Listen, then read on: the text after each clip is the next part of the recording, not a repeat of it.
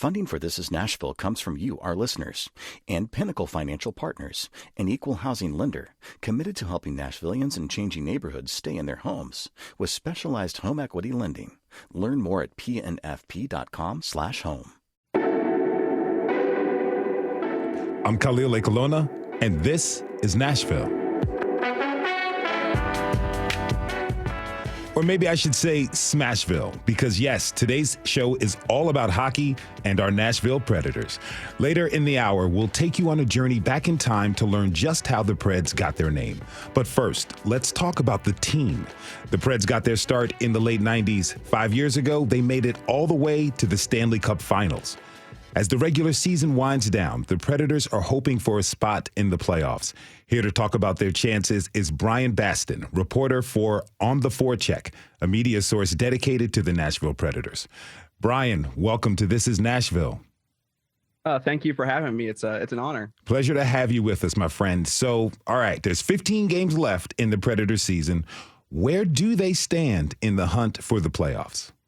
All right. Well, as of today, they've got a game tonight up in Buffalo. But as of tonight, they are sitting in 7th place in the Western Conference out of 8 possible playoff spots. So they are in a spot right now, but there's a lot of hockey left to be played, about 30 points worth of games for the Nashville Predators. And they've got rivals like St. Louis, Minnesota, and the Dallas Stars all hot on their heels. So ESPN's NHL Power Rankings have the Preds at 14th out of 32 teams, which places them in the middle of the pack. Is that a fair assessment of where they're at? I think so. They've exceeded expectations for this year. They're in, I guess, year 2.5 of their new head coach, John Hines, after longtime coach Peter Laviolette was let go. And I think this was a year that a lot of people expected there to be a lot of turnover, team getting used to each other, kind of a transition season. But starting about a month into the season, they went on a little bit of a roll, and behind record-setting seasons from several of their players, they sit firmly in the playoff race. So it's been, I'd say, the 13th or 14th is probably about right for what this team is at so far. Are they looking at a wild card spot? I think so, but they are in and out of a third place division finish in the Central. St. Louis and Nashville have kind of switched places in that third place role nightly. They sat in third a couple of days ago, and then last night St. Louis got some points, and so they've moved back up to third. So it's really going to be an interesting race, especially with the prospect of if they sneak in the 8th place spot, they'll be playing a tremendously talented Colorado Avalanche team, and I think every team in the West wants to avoid that. So tell me, what are some of the characteristics of the team? Do they play a physical brand of hockey, or are they more of a finesse squad? I think more so than in previous years, they're definitely a physical team. They usually start off every game with their third line, which in hockey, usually they refer to it as the checking line. They use these guys, they've unofficially nicknamed them the herd line, because it's like a big herd of thundering cattle, I guess. They're big and physical. They're going to usually start the game off against the opponent's top players. And I want to set the tone early by, getting physical, laying some hits in there, letting them know that, even though they're facing off against the other team's star players, they're not going to, lay down and let it come easily. So that's kind of been their identity this season. Well, fighting is, part of the game for the Preds and all the national teams. But there are concerns about player safety. Where does the NHL stand on that? Well, it's unfortunate a little bit. We've seen relative growth in a lot of sports, looking at football with the work that Roger Goodell, the commissioner of the NFL, and the Players Association have done there. But unfortunately with hockey, it's still a little bit behind the times. Again, fighting has its role in hockey. It's in history, it's a very old sport. Fighting's been around the entire time, and sometimes it's used strategically to help kind of slow down a game that may be getting away from you, things like that. But as far as player safety is concerned, I think Gary Bettman, the commissioner of the NHL, came out just a few years ago saying that after they had done their own investigation, they couldn't find any link to CTE and concussions in hockey with brain damage later in life. And so unfortunately, that's not where we would like the sport to be. Hockey is notoriously a difficult sport to grow as far as getting out of old habits.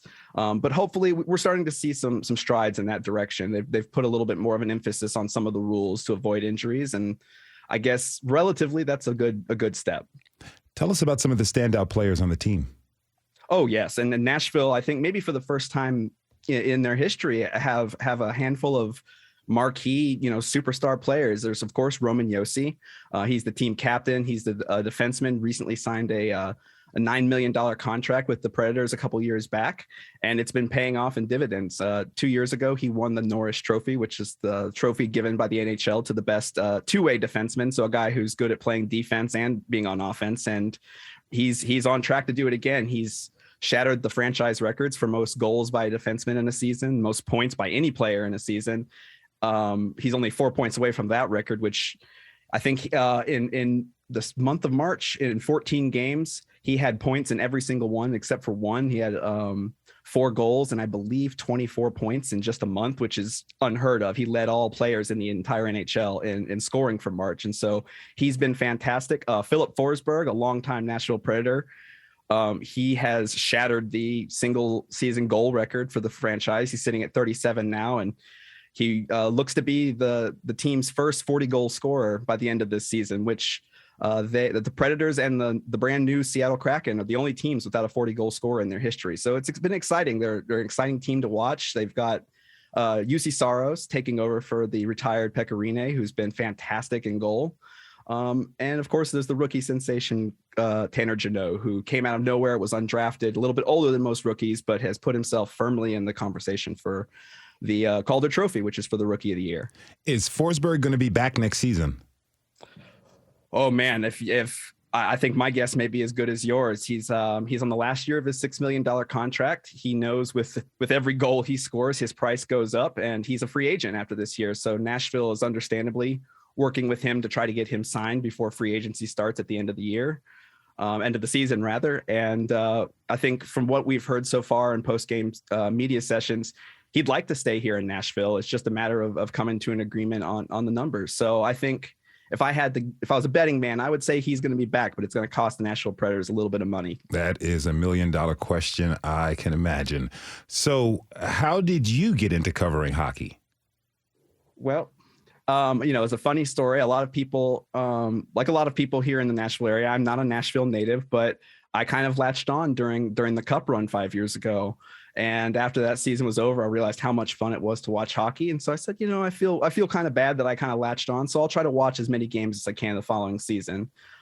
So fast forward a few months, I had just had my first daughter. She was, a lot of late nights, as most parents can tell you.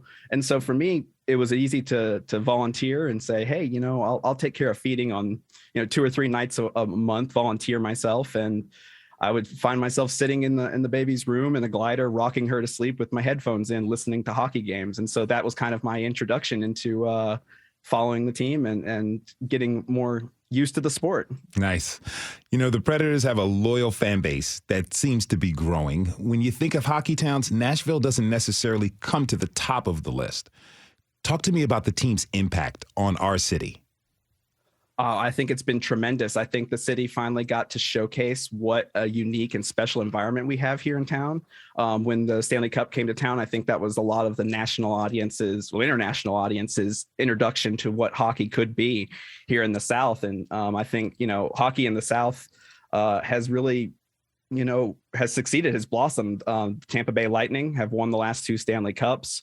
Teams like the Florida Panthers this season, the Carolina Hurricanes, the Nashville Predators, the Dallas Stars, these are all teams from the American South that are really excelling. And Nashville brings something special that I don't think any other city in the entire league can replicate. And that's just the Music City vibe. And, it's something that hockey fans in general are real big fans of country music, things like that, it seems to be. And so, Nashville is called upon to host things like the Stadium Series over in Nissan Stadium. They played the first outdoor game in Nashville history.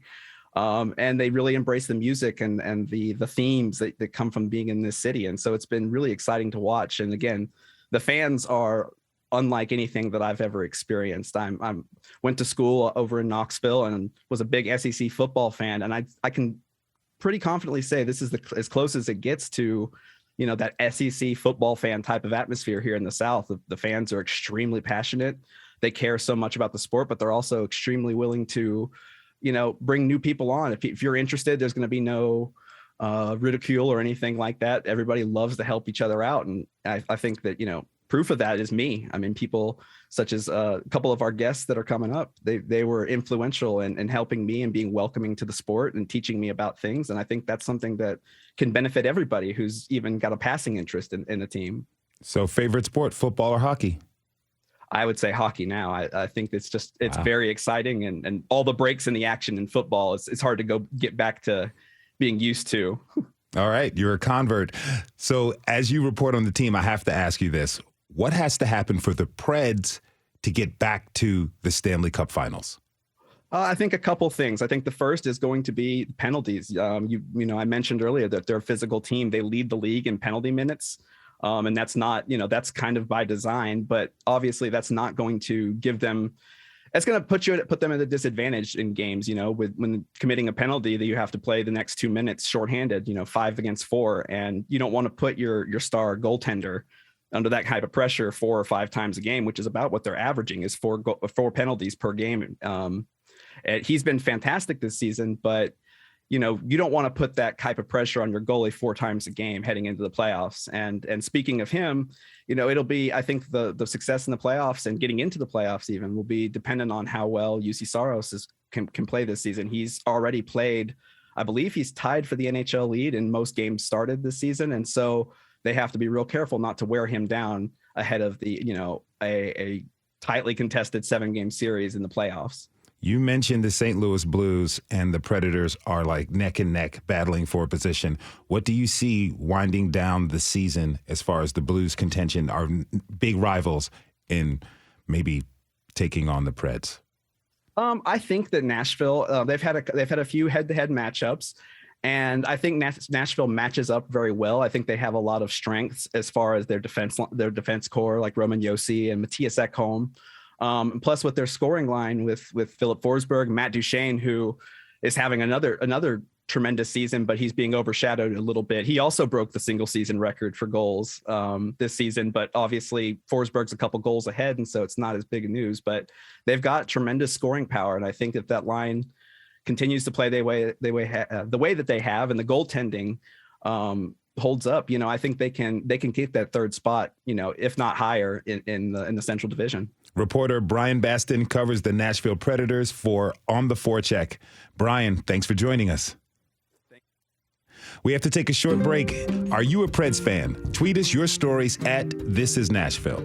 Funding for This Is Nashville comes from you, our listeners, and Music City Prep Clinic, Nashville-based provider for PrEP and offering comprehensive sexual health services in an environment designed to be safe, professional, and shame-free. Learn more at musiccityprep.org. I'm Khalil Ekulona, and this is Nashville. It was yesterday, back in 1998, when the Nashville Predators first came to be.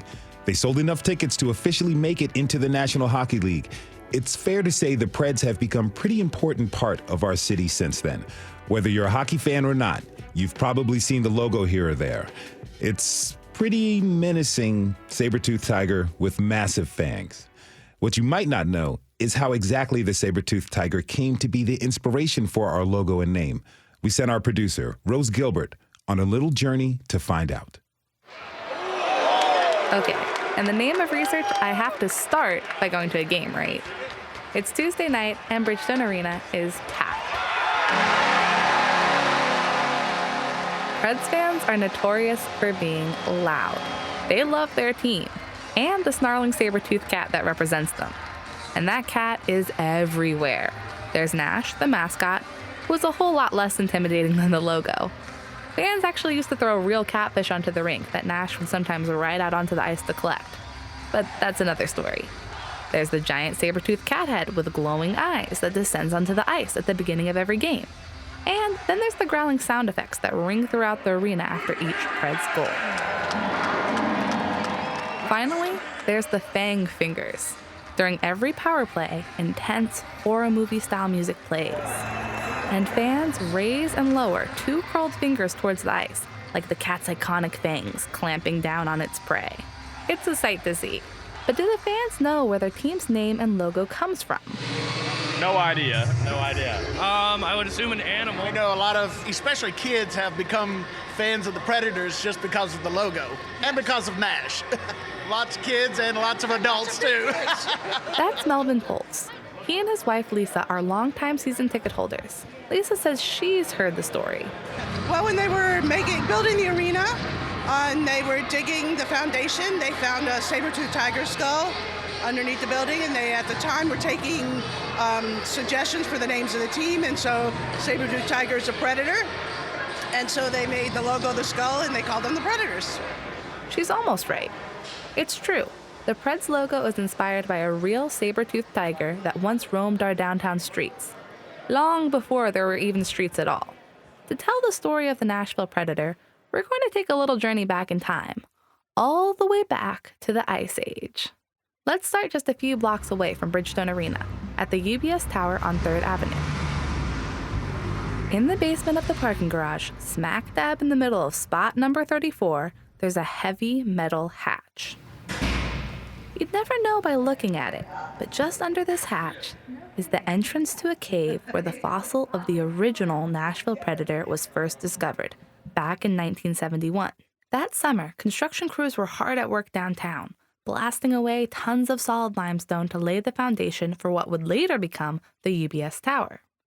They were about 3/4 of the way done when construction ground to a sudden halt after a worker noticed a strange-looking white object in the debris. That's the tooth that started it all, the saber tooth. John Dowd was a part of the group of amateur archaeologists called in to excavate the site. In a uniquely Nashville turn of events, John says that the group's president, Bob Ferguson, was out fundraising with country music stars when he got the call. Bob Ferguson had been at Johnny Cash's house, and Johnny Cash had wrote him a check for $10,000 to help our organization out. Construction had already damaged and mixed up a lot of the findings, but John and his colleagues still managed to recover a partial saber-toothed cat skeleton, including one of its long namesake fangs. Well, we had no idea what was there. We just thought it was more animal bones and just a common thing. But when we seen that it was early, there was some real early stuff in there, we got excited about it. John doesn't really follow hockey. He had no idea the Predators had been inspired by the fossils he helped uncover until they announced the name and logo to the public in 1997. But he's not bothered by it. And we had no dealings with them, good or bad, and, use that as an emblem. That was fine with us. Wasn't hurting nobody. Okay, so that's where the team got the idea. But I was still curious. What was the Nashville Predator like when it was alive? To find out, I met with Vanderbilt paleontologist Dr. Larissa DeSantis. First things first, this was a big animal. So we're talking bigger than an African lion. The fossil found in the cave under the UBS Tower were a specific species called Smilodon fatalis. Smilodon refers to the shape of their saber-like teeth, and fatalis means deadly, which they were. Those big curved fangs? Not just for show. So the purpose of the large saber is basically to let the prey bleed out very quickly. Her shelves are full of life-size casts of fossils, including a Smilodon fatalis skull, which she got out to give me a closer look. It's sort of like almost like two-knifed edge, and so you've got kind of a sharp edge on both sides, and so if you just want to feel along there, there's very minor serrations, if any. Oh wow, so it's not like tubular, it's like a knife, it's sharp. It is. It's like a saber. Exactly. Larissa studies a ton of different kinds of ancient animals, but she has a soft spot for saber-tooths. Sometimes they get a bad rap for being, fierce apex predators and killing prey, which they have to do to eat. But in fact, these may have been, compassionate kitty cats. Today, the fossils are on display at the Guest Center in Bridgestone Arena. Or so we thought. The fang on display is actually a replica from an entirely different Smilodon fatalis skull found way out in California. Turns out, the original went missing sometime before 1990 after the building was bought by a new owner. To find out what happened, I paid a visit to the Tennessee Division of Archaeology, where I found an archaeologist with a particular interest in this case. So I actually worked for the Preds on the ice crew for a couple years there in the late 2000s. Okay, how did that happen? Yes, you heard that right. Longtime Preds fan, first-time fossil detective, Aaron Dieterwolf. So over the years, that display got reorganized a couple of times as the bank was bought and sold to different organizations. And at a certain point, the Fang disappears off display. Rumor has it the Fang was sent to the Smithsonian, or maybe the Carnegie? In researching this site in the last 2 or 3 years, I ran down all of those leads that I could, and none of those institutions have any record of ever getting a transfer of that Fang. So it has disappeared. We do not know where the Predator Fang is today. Aaron has his own theories about where it might have ended up. There was an opportunity, and the Fang walked away. We may never know, but we do know one thing. The Nashville Predator lives on in Bridgestone Arena, not far from where it roamed 10,000 years ago.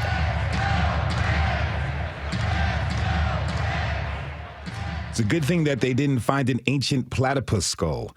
That would be a horrible mascot. Now, I'm pleased to welcome our next guest, hockey historian and author of The Making of Smashville, Justin Bradford. Justin, welcome to This Is Nashville.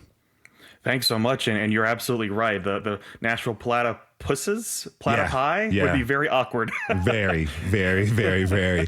So take us back to the early days of the Nashville Predators. How did the team come to be? Sure. So it all started back in the mid-'90s. Those that are unicorns that have been here for a while know how different downtown Nashville was before Bridgestone Arena. Back then, the Nashville Arena was built. It was not the best place to visit as a tourist. It wasn't a destination per se as it is now for people to come and hang out. You still had some of your honky-tonks and bars, but even then it wasn't seen as a place to be. And then the arena was built, and that opened in 1996. And back then, Mayor Phil Bredesen, who later became governor of Tennessee as well, one of the big things was he wanted to be progressive with the growth of downtown Nashville. And Craig Leopold, who was the original owner of the Nashville Predators from Wisconsin, was looking to invest in a team. And originally what happened is they were looking at putting an NBA franchise in the arena. And that's why the arena that we see right now still has some unique layouts, especially for those that have been media or journalists or anybody in television or radio that has covered this team and looking at the press box. It's not built like a typical press box as you would see in most hockey built arenas because it doesn't have a press box. They had to add that in a little bit later because it was built as a basketball arena. And basketball press boxes are on the floor, as a lot of people that cover sports know. So originally, they were looking at NBA franchises. Craig Leopold and then Mayor Phil Bredesen visited both the NBA offices and the NHL offices just to get an idea of what could happen potentially for relocation of a team or for expansion of a team.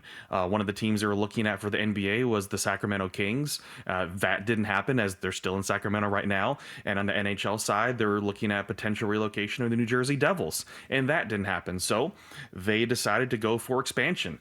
And they were able to be granted an expansion franchise, and that was something that happened. The process began in January of 1997, and on June 25th, 1997, the city of Nashville was awarded an NHL franchise. And so that was a pretty quick turnaround for this team to have that happen. And then so much work had to happen after that to guarantee so many things would happen. But they're part of a crew of four cities, Nashville included, along with Atlanta and Columbus and Minneapolis, St. Paul, to have NHL expansion franchises happen as well. So it was a pretty decent sized expansion era for the team. So all of that happening before even 1998, they just had to get to the point to be granted an expansion franchise. The Kings stink, so it's fortunate that they didn't come here. At the time, what was the environment for pro sports here in Nashville?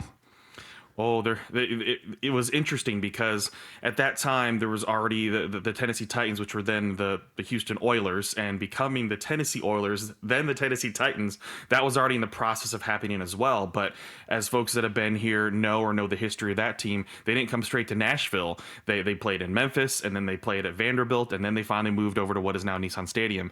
So that took some process as well. So it was actually a pretty exciting time for the city of Nashville because they're getting 2 professional sports franchises in a matter of 2 years to actually call Nashville home. But before that, as most can remember, it's been all college sports more than anything else, the SEC country. And then you'd have your mix in of Atlanta Braves, obviously, because this is definitely still Braves country. And then probably you'd have your NFL teams that people would favor who was hot at the time. So there are probably plenty of Cowboys fans in the area, or anybody that was a transient that had moved here just following their teams, but definitely more of a college town. So it's definitely an exciting part to be a part of downtown Nashville and to see the huge change that was going to happen in a very short amount of time, to have 2 professional franchises come. But it also meant there's going to be a lot of grassroots efforts, because people, especially in football, already had their fandoms. And I'm sure there's going to be those kinds of things, the crossover, just like with hockey. If there are hockey fans here already, there's going to be a crossover of how are we going to get people to change their fandoms over to be dedicated to their new hometown team compared to their previous alliance.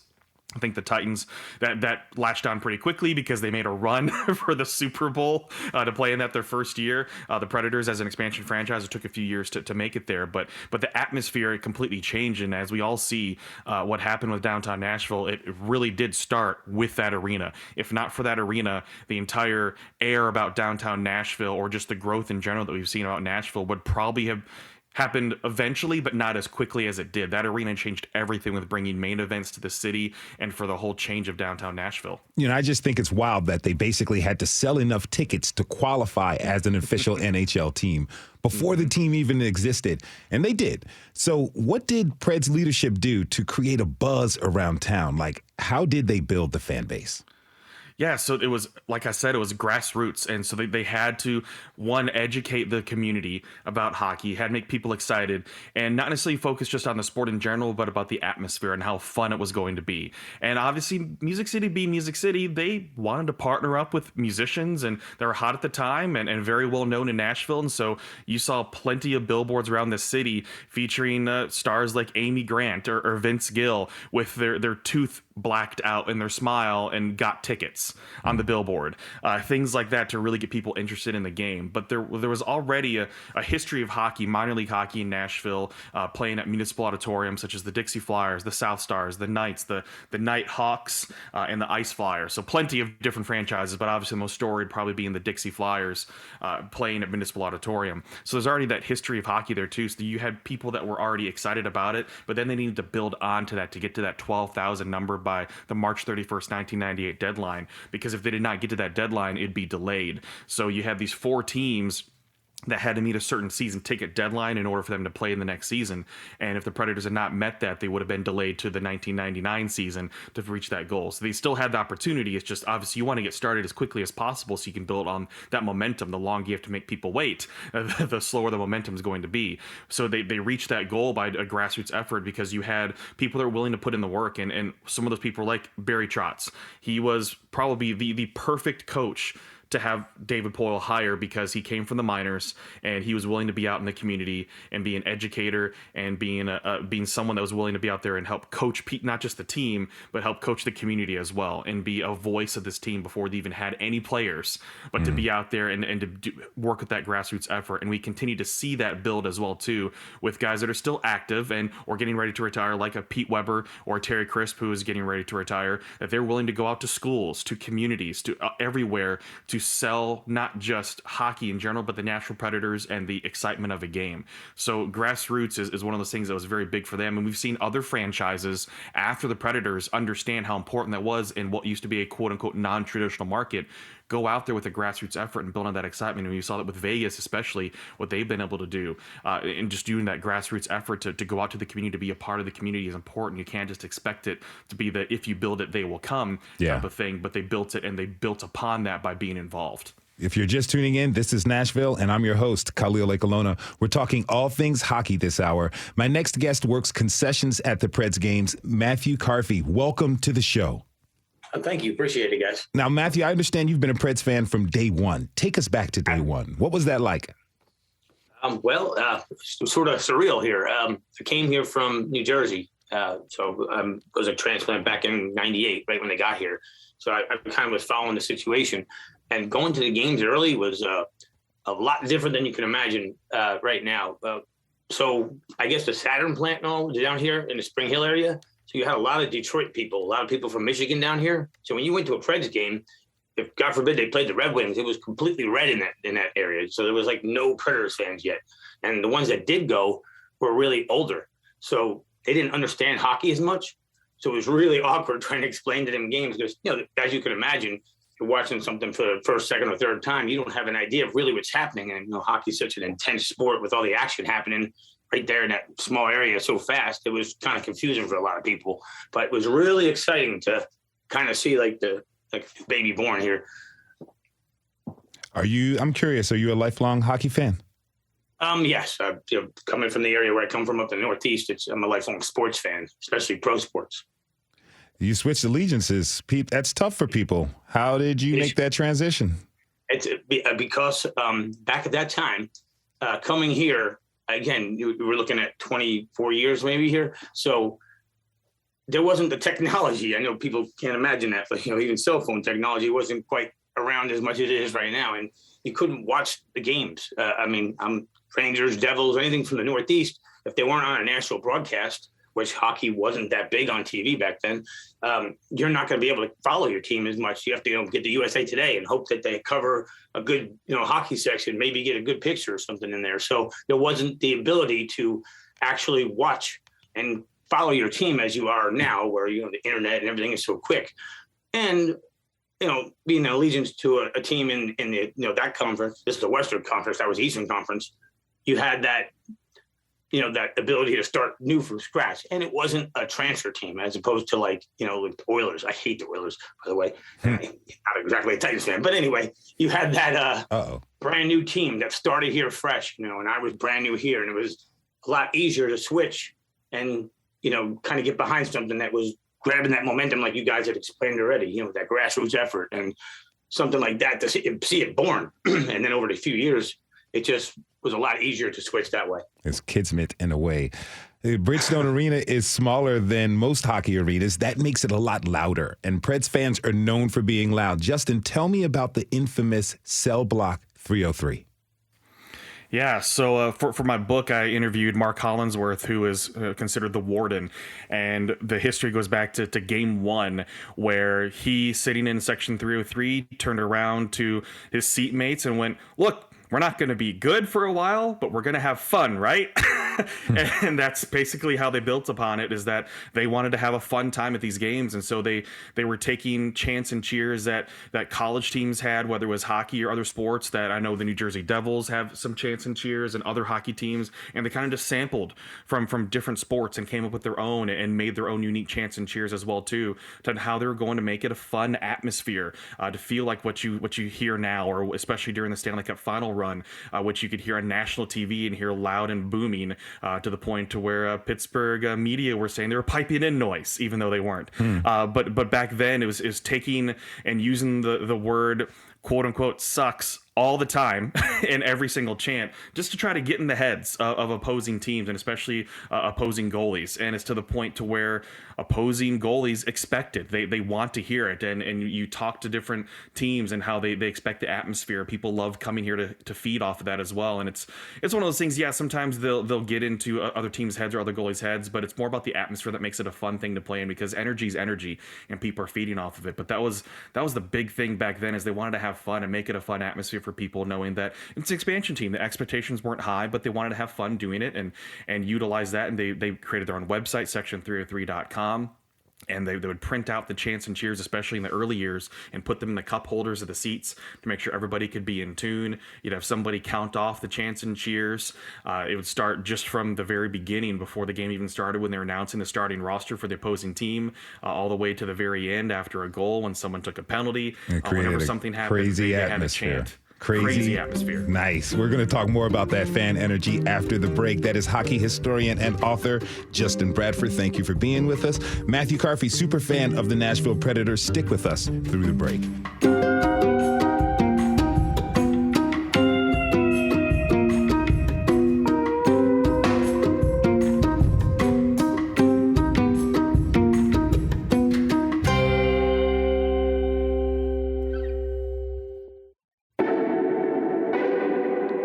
I'm Khalil Ekulona, and this is Nashville.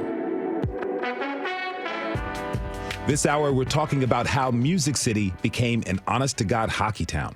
Can you say hockey talk? Anyone? Okay, I had to get that one in. At me if you have comments. Now, Tuesday's night game was a special one.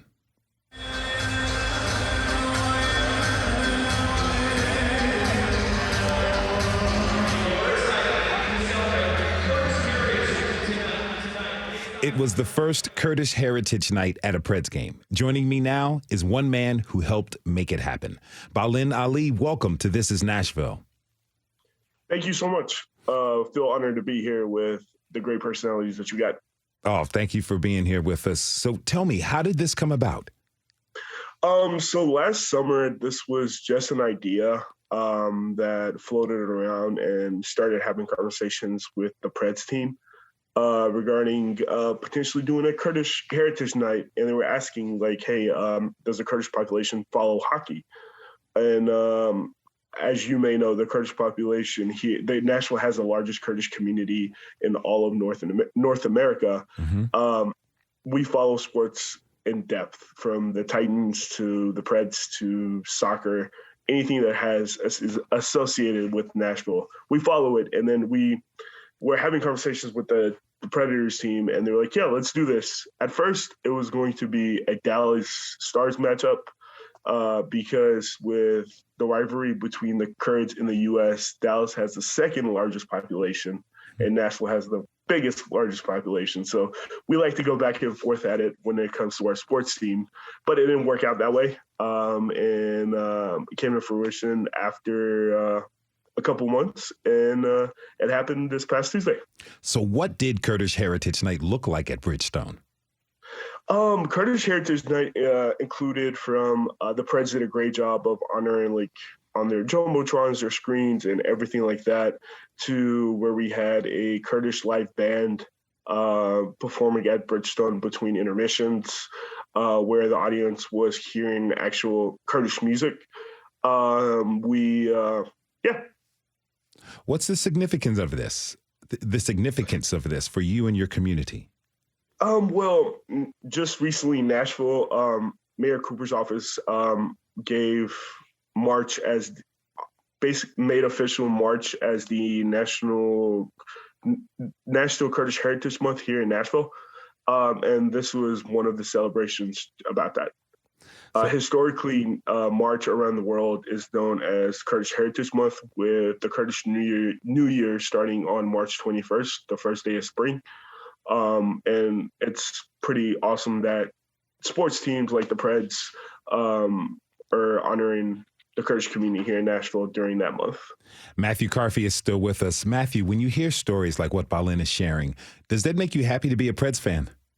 Oh, absolutely. I mean, this is a pretty cool, unique place to be a fan in. Again, Nashville is a transplant town, obviously, with everybody coming here, but everybody seems to be the most welcoming in the South, I guess, as you would. And I mean, this is a unique place just to be a fan in. It makes you happy to know that everybody is kind of joining in on the same thing, and we all can kind of get common ground in the same aspect of it.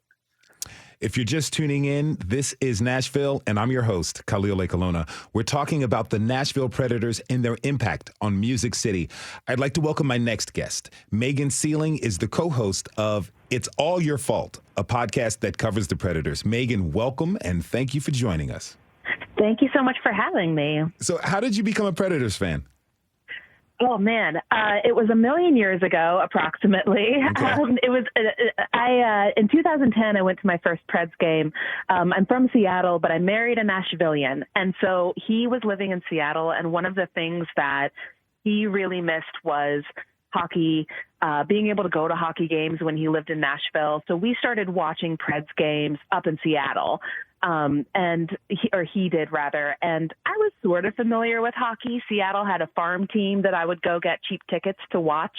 But the NHL, obviously, the speed, just the technical skill, but then also some of the luck that is involved. It was all so invigorating and exciting. So I kind of got hooked. So when we moved to Nashville 10 years ago, it was kind of game over, and we got season tickets, and I've been around ever since. You've been a journalist for a couple decades. When you're covering the Predators, what type of stories are you looking for?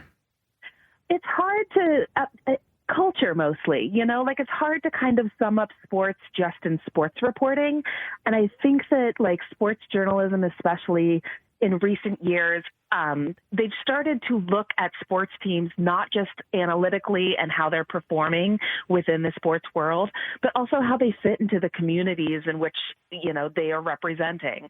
And so when I'm looking at the Preds and like stories for the Nashville Predators, I really like to look at like the cultural aspects, like who are these people when they're off the ice? What is it that they're doing within the community? So many of the players on the Predators have done so many great things for the community at large with Nashville. The franchise has partnerships with the Children's Hospital here in town, obviously. They do a lot of work with different organizations around town, like outreach work and donating money, donating time, donating goods. So I look at a lot of that sort of stuff on top of just like how well they're playing, which is really, really well this year. Mm-hmm. Now, being a sports fan in today's world is kind of seeing your favorite teams respond to current events and incidents involving players or representatives of the team. Megan, I'd like to get your thoughts on how the team has responded to some of the more significant events of the past few years. Yeah, it unfortunately hasn't been great. That's the bad news. But the good news is that it's getting better. I think, and it's not just the Predators, I think sports teams in general, they're having to kind of have this quick, steep learning curve of how to be a part of cultural events and current events without alienating a fan base or being willing to alienate a part of their fan base in order to be part of the conversation that's going on a larger, broader scale, especially in America. In 2020 and 2021, there was a lot of stuff with Black Lives Matter movement, and the Predators at one point, they had tweeted Black Lives Matter with the hashtag. Roman Josi, the captain, and some of the other team members wore Black Lives Matters T-shirts. And that was really inspiring to see. It kind of makes you proud to be a fan, to see that the team is willing to stand up for something like that. Hockey is notoriously apolitical. Players are notoriously kind of like mum when it comes to current events like that. But then unfortunately, a couple months later, or maybe a month later, the team tweeted out a Black Lives Matter hashtag and then quickly deleted it. And then retweeted the same thing without the hashtag. So there have been missteps. Sometimes players are involved with different off-ice situations. Austin Watson was a player for the Nashville Predators a couple years ago now. He's since been traded. But while it was during the off-season, but while he was a Nashville Predator, he was arrested for domestic violence. He pled no contest. And he has been super open and really generous with some of the struggles he's faced with addiction and with mental health. And that is all very appreciated. But it's also at the time when it was happening, the team was very silent. They didn't say anything about it. They kind of summed it up to, well, it's the off season. So we don't really have to deal with this right now. Let's see how it shakes out. And as a fan, it's always a little like, you want the things that you like and the things that you love in your life to do the right thing.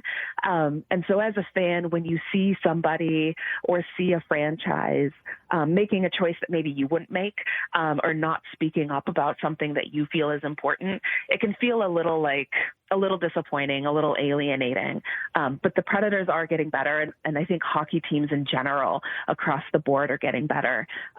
Earlier in, I think it was 2001, the Preds introduced the Guider Initiative, and that's growth, understanding, inclusion, diversity, equality, and representation. It's kind of a mouthful, but it's their first step or a big step in trying to bring diversity, not just to the sport, but also like their front office, their staff, to their fans. They want to have pride nights for the LGBTQ community. They want to have Black history represented. They did a great job in February celebrating Black history throughout the whole month. And they want hockey to be for everyone, not just people of color, but also people who don't have access financially to hockey. It can be a really expensive sport for kids to get into. Think about how fast kids grow. You need ice skates every time they need a new shoe size. You need pads every time they grow. So the Preds are doing a lot of outreach to make it more affordable to kids in this community too. So It hasn't always been great, but it's getting better. It's getting better. I want to thank you all so much for being a part of the show. At the end of the week, I'm going out of my host chair to get into the passenger seat. Each Friday, you can join me as I ride shotgun with one of our fellow Middle Tennesseans. Today, I am riding shotgun, but it's not in a car. Do you know what a Zamboni is? Well, I got to see one up close and personal when I took a ride with Nigel Schnarr, senior ice manager for the Nashville Predators at Bridgestone Arena. Check it out. It's a lot of fun, and it's only a little bit cold. All right, here we go. We're getting on the Zamboni. Never thought I'd say that, but here we are.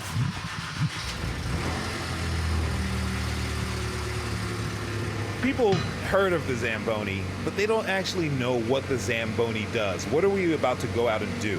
So the Zamboni, actually, it's called an ice resurfacer. So we're actually resurfacing the ice. So there's a blade, a giant razor blade on the bottom of this that will shave the ice, and then the water that's spraying off the back is putting a whole new layer down. Gotcha. So you're taking a layer off and putting a new layer back on. Okay. It's the gist of what it's doing.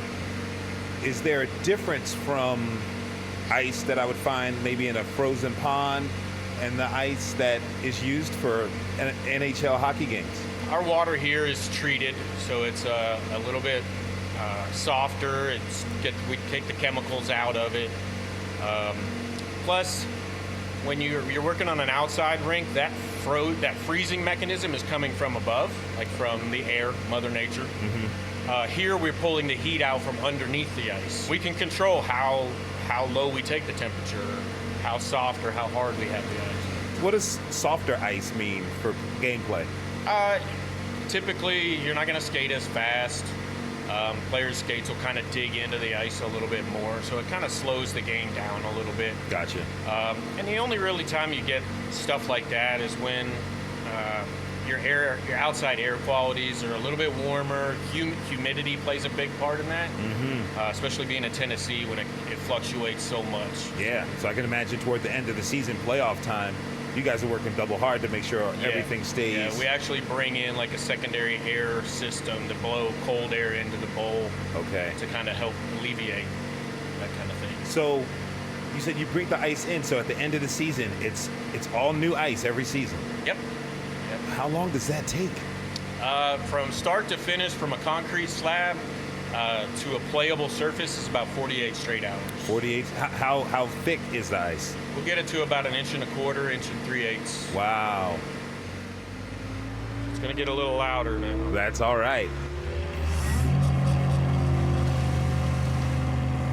Now, you got the steering wheel, but then there's this other wheel you're operating with your right hand. That's determining the pitch of the blade that's on the bottom there. Okay. So if I turn it down, I'm going to take off more ice. Gotcha. If I come up with it, I'm going to take less ice. Okay. And so take some finessing. Yep. Yeah. You want experienced drivers that, know the pattern, know exactly what they're doing. But it does get distracting with 17,000 people watching you. Yeah. People banging on the glass, kids trying to get you to wave at them. Yes, I can imagine. But it's fun. We'll say that. Is that your favorite part about the job? Yeah, it is pretty fun, And I like to photobomb people that are trying to take pictures on the glass, and I'll slow down and get behind them and make faces. Okay. Especially the TV interviews on the bench and stuff like that. Oh, awesome. Awesome. I'll be paying attention in the next home game when I'm watching. Now, have any players ever come up to you and be like, man, that ice was awesome tonight? Yeah, I get more of the opposite, but when something's not right, they're going to let me know about it. Okay. So, it'd be nice to get more of the positive, but I usually live by the no news is good news. So on game days, what times do you guys show up to start work?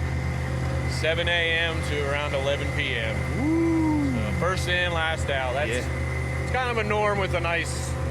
You're the head ice guy. You're here all the time. Yeah. How do you take your whiskey when you drink it? Neat or on the rocks? On the rocks. I got to have ice in it, right? Yes, right. That is right. Whiskey on the rocks? Sounds good. Thanks for tagging along with me for that Zamboni ride around the rink at Bridgestone Arena. That's a wrap for the week. Can you believe, as of today, This Is Nashville has been on the air for 1 full month? Me either. This show has only been possible because of your support. Nashville Public Radio is funded by you, our listeners. It's the last day of our spring fund drive, and we need you to step up to help us keep this momentum going. Head to WPLN.org to make your gift right now. While you're there, you can listen back to all of our episodes. Our producers are Steve Harush, Rose Gilbert, and Tasha A. of Lemley. Our digital lead is Anna Gallegos-Cannon. Michaela Elias is our technical director. Our executive producer is Andrea Tudhope.